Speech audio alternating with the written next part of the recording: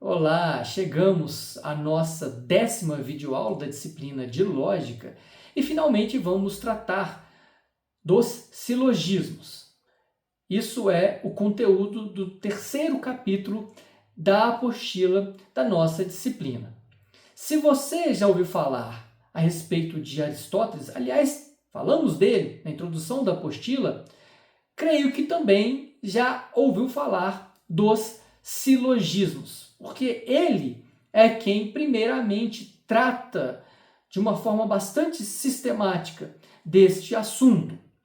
O primeiro ponto da nossa aula, a nossa videoaula, é a validade e a correção de um argumento. Validade e correção de um argumento. Vamos começar com uma pergunta simples. O que torna um argumento válido? Veja, precisamos entender que os argumentos em si não são verdadeiros ou falsos, certo? Não são em si verdadeiros ou falsos. Verdade e falsidade são propriedades das proposições. E o que são as proposições? Inclusive, já estudamos bastante, falamos sobre elas. As proposições são as frases que compõem um argumento. Já os argumentos, por sua vez, são válidos ou inválidos, corretos ou incorretos. Muito bem. Um argumento é válido. Preste atenção nisso. Um argumento é válido se e somente se for impossível que todas as suas premissas sejam verdadeiras e a conclusão seja falsa. Em outras palavras, se as premissas forem verdadeiras, a conclusão tem que ser verdadeira. Se isso não acontece, o argumento é inválido. Por exemplo, como pensar, ou vamos mencionar aqui um argumento, ok? Todo cavalo é um animal, uma premissa. Pégaso é um cavalo, uma outra premissa. Portanto, Pégaso é um animal. Prestou atenção aí em todo o argumento, certo? Agora, a questão é que nós sabemos que Pégaso é um cavalo alado da mitologia, certo? Então, na realidade, ele não existe. Você não vai ver Pégasos voando por aí. Mas, mesmo assim, o argumento é válido. E por quê?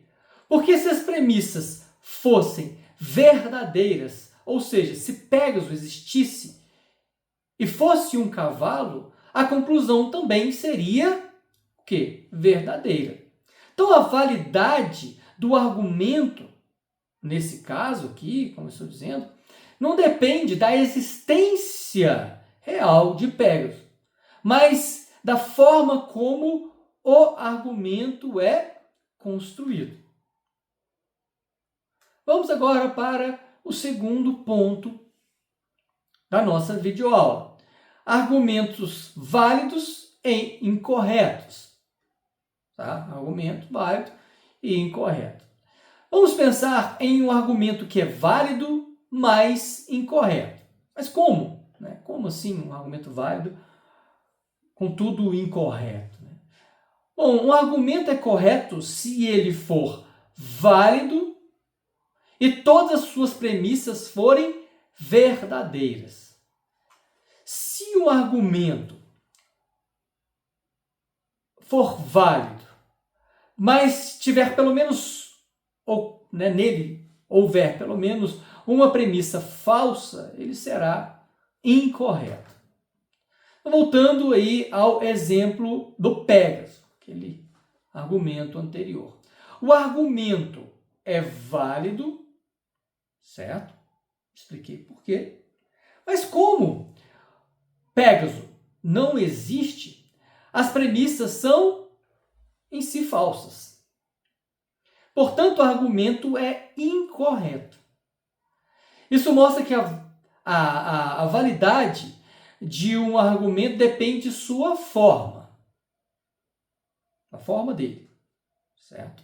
Enquanto a correção depende tanto da forma quanto da verdade das premissas. Vamos agora para o terceiro ponto, que se refere aos silogismos e a teoria da dedução. Silogismos e teoria da dedução. Já que nós entendemos o que é um argumento válido e correto, nós vamos focar, como o próprio título desse ponto diz, nos silogismos. O termo silogismo vem do grego e significa conexão entre conceitos. Na lógica, um silogismo é um tipo específico de argumento dedutivo que consiste em duas premissas e uma conclusão. A teoria dos silogismos foi desenvolvida, eu falei isso no início da nossa videoaula, por Aristóteles, e ele se concentra em argumentos compostos por proposições categóricas, também já falamos sobre elas, mas vamos falar um pouquinho mais, Então, essas proposições são aquelas que afirmam ou negam algo sobre uma categoria de coisas, como todos os homens são mortais, ou alguns pássaros não voam, esse tipo de coisa. Então, o que é um silogismo categórico? Um silogismo categórico é um argumento que consiste em três proposições categóricas, contendo exatamente três termos.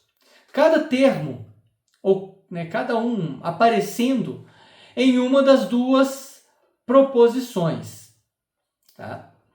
Vamos ver um exemplo clássico.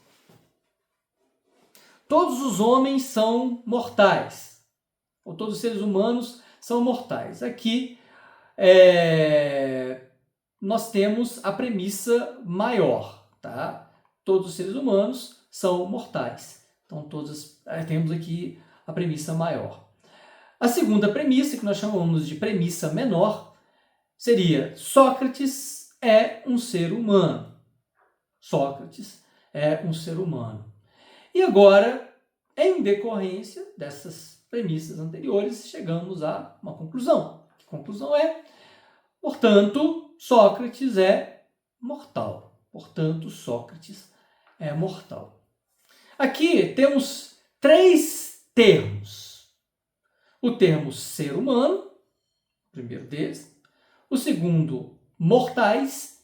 E o terceiro, Sócrates. Ser humano, mortais e Sócrates. O termo ser humano aparece nas duas premissas, como eu falei anteriormente, mas não na conclusão.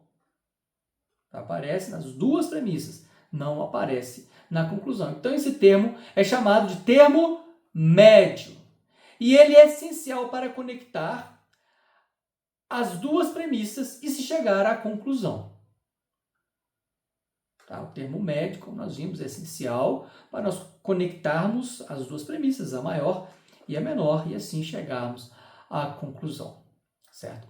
Vamos agora a mais um ponto, ao quarto ponto aqui da nossa videoaula, que são os elementos de um silogismo. Vamos detalhar um pouco mais, então, o que são esses elementos, Quais são esses elementos de um silogismo? Então, o silogismo categórico, ou em um silogismo categórico, a conclusão contém dois termos.